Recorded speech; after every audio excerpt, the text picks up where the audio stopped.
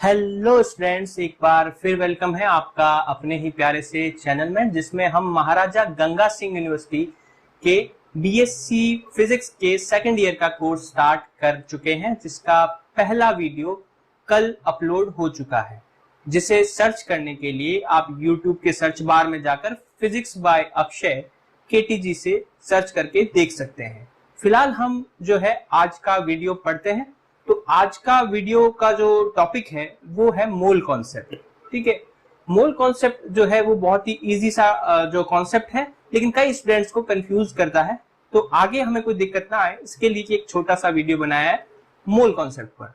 ठीक है, तो बिना समय गवाए इस टॉपिक को स्टार्ट करते हैं। तो आप अपने कॉपी पेन निकाल लीजिए और मोबाइल को रख दीजिए अपने स्टडी टेबल पर, फेसबुक व्हाट्सएप को कर दीजिए टाटा बाय बाय, और ये टॉपिक अच्छे से पढ़िए। इस टॉपिक में कुछ मैं जो है क्वेश्चंस भी करवाऊंगा और कुछ क्वेश्चन के आंसर आपको भी देने होंगे कमेंट बॉक्स में लिखकर। ठीक है, तो आइए टॉपिक स्टार्ट करते हैं। ठीक है, तो क्या होता है मोल?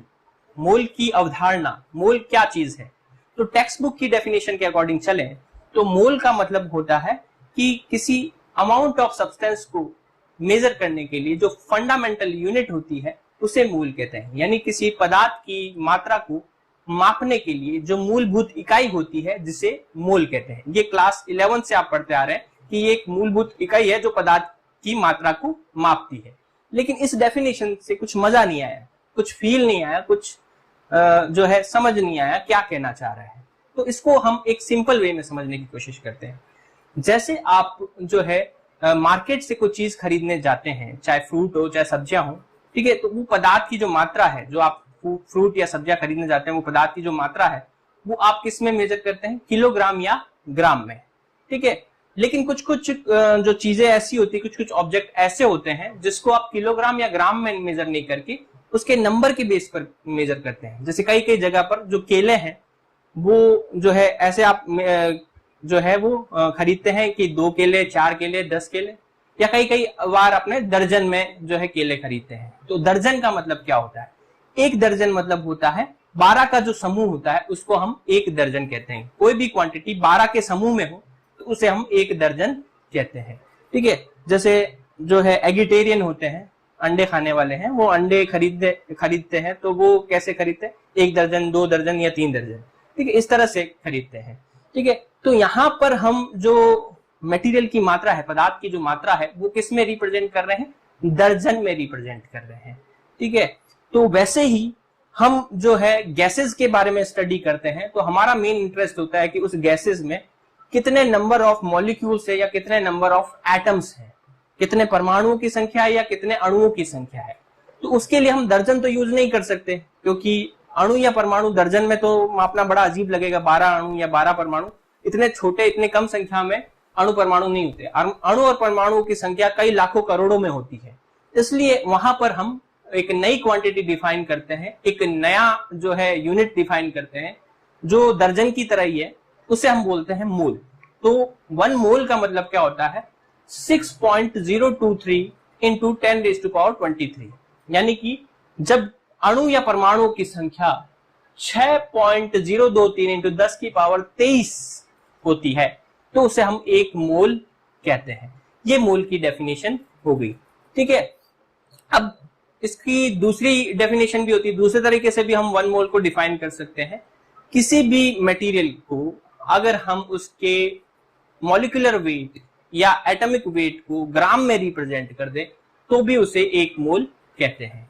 ठीक है, जैसे ऑक्सीजन है, नाइट्रोजन है, ठीक है, हाइड्रोजन है, ये गैस के फॉर्म में, अगर हम इनके मॉलिक्यूलर वेट को ग्राम में रिप्रेजेंट करते हैं तो उसे हम 1 मोल कहते हैं। जैसे अगर हम 1 मोल हाइड्रोजन की बात करें तो 1 मोल हाइड्रोजन का मतलब क्या हो गया? हाइड्रोजन का मॉलिक्यूलर फॉर्मूला क्या होता है? हाइड्रोजन का मॉलिक्यूलर फॉर्मूला होता है H2। ठीक है, तो हाइड्रोजन का जो मॉलिक्यूलर वेट है वो कितना होगा? तो एक हाइड्रोजन का जो वेट होता है वो होता है 1, तो H2 में कितना हो जाएगा? 2 क्या? AMU। ठीक है, तो एक हाइड्रोजन के मॉलिक्यूल का वेट जो होता है वो 2 mu होता है। लेकिन अगर हम AMU को रिप्लेस कर दे किससे? ग्राम से, तो 2 ग्राम हाइड्रोजन का मतलब क्या हो जाएगा? 1 मोल हाइड्रोजन। ठीक है, वैसे ही ऑक्सीजन का मॉलिक्यूलर फॉर्मूला क्या होता है? ऑक्सीजन का मॉलिक्यूलर फॉर्मूला होता है O2, और ऑक्सीजन का मॉलिक्यूलर वेट कितना हो जाएगा, एक ऑक्सीजन का वेट जो होता है वो 16, ऑक्सीजन O2 का जो मॉलिक्यूलर वेट होगा वो हो जाएगा 32। तो 32 ग्राम ऑक्सीजन का मतलब क्या हो गया, 1 मोल हो गया। ठीक है, तो इस तरह से हम मोल को डिफाइन करने के दो तरीके हैं, या तो आवोगाद्रो नंबर से, या हम मॉलिक्यूलर वेट या एटॉमिक वेट को ग्राम में रिप्रेजेंट करके मोल को रिप्रेजेंट कर सकते हैं। अब हम एक फॉर्मूला छोटा सा समझेंगे जिससे हम नंबर ऑफ मोल्स कैसे कैलकुलेट करते हैं वो सीखेंगे। ठीक है, तो यहां पर जो पहली डेफिनेशन थी उसके अकॉर्डिंग हम देखें तो एक मोल का मतलब क्या होता है, 6.023 इंटू 10⁻23, जिसे हम आवोगाद्रो नंबर भी कहते हैं, आवोगाद्रो संख्या भी कहते हैं, जिसे Na लिख सकते हैं। तो एक मोल बराबर में क्या हो गया, Na हो गया। 2 मोल का मतलब कितना हो जाएगा, 2Na। 3 मोल का मतलब क्या हो जाएगा, 3Na मॉलिक्यूल्स या एटम्स। ऐसे अगर हमारे पास n मोल्स हो तो n मोल्स में कितने मॉलिक्यूल्स या एटम हो जाएंगे, n इंटू Na। ठीक है, तो n इंटू Na को हम एक नंबर कैपिटल N से डिनोट कर दें तो कैपिटल N बराबर में small n into Na। Capital N यहां पर क्या बता रहा है, टोटल नंबर ऑफ मॉलिक्यूल्स या एटम, स्मॉल n क्या है, नंबर ऑफ मोल्स, और Na क्या है, आवोगाद्रो नंबर। तो इस इक्वेशन को अगर हम सॉल्व करें तो इससे स्मॉल n की वैल्यू हम निकाल सकते हैं। स्मॉल n बराबर में क्या हो जाएगा, कैपिटल N अपॉन Na। ठीक है, तो इस तरह से हम जो है वो नंबर ऑफ मोल कैलकुलेट करते हैं जब हमें मॉलिक्यूल्स की टोटल संख्या पता हो। दूसरे तरीके में आप देखो कि एक मोल को हमने कैसे डिफाइन किया हुआ है, एक मोल का मतलब होता है किसी भी गैस का मॉलिक्यूलर वेट, किसमें, ग्राम में, या तो मॉलिक्यूलर वेट या उसका एटॉमिक वेट। अगर उसमें एटम ही है तो एटॉमिक वेट, अगर मॉलिक्यूल है तो मॉलिक्यूलर वेट। तो एक मोल बराबर में क्या हो गया, मॉलिक्यूलर वेट इन ग्राम। 2 मोल का मतलब क्या हो जाएगा, ट्वाइस ऑफ मॉलिक्यूलर वेट। 3 मोल का मतलब क्या हो जाएगा, थ्राइस ऑफ मॉलिक्यूलर वेट। ऐसे अगर n मोल हो तो n मोल बराबर में क्या हो जाएगा, n into n times of molecular weight. तो गैस का जो टोटल मास होगा वो कैपिटल M बराबर में क्या हो जाएगा, n इंटू m नॉट। ठीक है, m नॉट यहां पर क्या, उसका मॉलिक्यूलर वेट।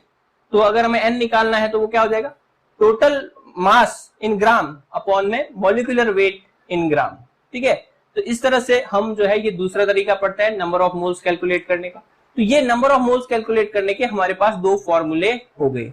ठीक है, तो ये तरीका आपको समझ में आ गया, वो मोल कंसेप्ट आपको समझ में आ गया होगा। इसके बेस पर जो है एक छोटा सा क्वेश्चन सॉल्व करवाते हैं आपको, फिर एक क्वेश्चन मैं आपको दूंगा, आपको सॉल्व करना है और उसका आंसर कमेंट सेक्शन में देना है। ठीक है, तो पहला एक सिंपल सा क्वेश्चन है कि हमारे पास जो है सपोज करो 64 ग्राम जो है वो ऑक्सीजन है, तो हमें ये बताना है कि उसमें कितने नंबर ऑफ मोल्स ऑक्सीजन है।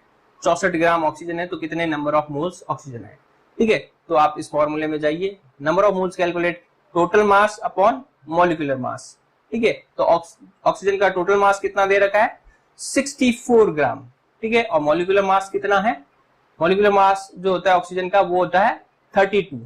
ठीक है, तो इसमें कितने मोल्स हो गए, 2 मोल्स हो गए। ठीक है, इसी तरीके से एक क्वेश्चन और बोलते हैं, एक क्वेश्चन और सॉल्व करते हैं, एक क्वेश्चन मैं और सॉल्व कराता हूं। जैसे मान लो आपको दे दिया कि ये पानी की गिलास है, ठीक है, जिसमें 250 ग्राम पानी भरा हुआ है। अब आपको ये बताना है कि इसमें पानी की कितने नंबर ऑफ मोल्स है, पानी के कितने नंबर ऑफ मोल्स है, तो वो कैलकुलेट करना है। तो वो कैसे कैलकुलेट करेंगे, तो आप यहाँ पर जो है आपको टोटल मास दे रखा है, अगर आप पानी के मॉलिक्यूल्स का जो है मॉलिक्यूलर मास निकाल सकें तो उससे आप ये प्रॉब्लम सॉल्व कर सकते हैं। आपके पास formula n equals to total mass upon molecular mass. तो टोटल मास तो 250 ग्राम दे रखा है, अब पानी का मॉलिक्यूलर मास कितना होता है, तो पानी का मॉलिक्यूलर फॉर्मूला क्या है, H2O। H2O तो H के 2 एटम है तो 2 ग्राम उसका हो गया, और ऑक्सीजन का 16 ग्राम तो 18 ग्राम। ठीक है, तो ऑक्सीजन का जो मॉलिक्यूलर वेट जो वाटर का मॉलिक्यूलर वेट है वो 18 ग्राम है। ठीक है, और टोटल मास कितना है 250 ग्राम। तो 250 में हम क्या करेंगे, 18 से डिवाइड कर देंगे, वो इसका आंसर हो जाएगा। ठीक है, तो वो आंसर भी आप मुझे बताएं कि कितने नंबर ऑफ मोल्स हुए, 250 में 18 से डिवाइड करने पर क्या आंसर आने वाला, वो भी आप लिखे। और एक क्वेश्चन और मैं आपको देता हूं सॉल्व करने के लिए। मान लो आपको जो है वो एक कॉपर का टुकड़ा दे रखा है। ठीक है, मतलब यूं मान ले कि आपको एक जो है तांबे का सिक्का दे रखा है। वो तांबे का जो सिक्का आपको दे रखा है उसका जो वजन है वो आ रहा है, मान लो कोई 50 ग्राम। आपको ये बताने हैं उसमें तांबे के जो एटम्स है, कॉपर के जो एटम्स है, उनकी संख्या कितनी है, उनके नंबर कितने हैं, वो आपको उसमें बताने हैं।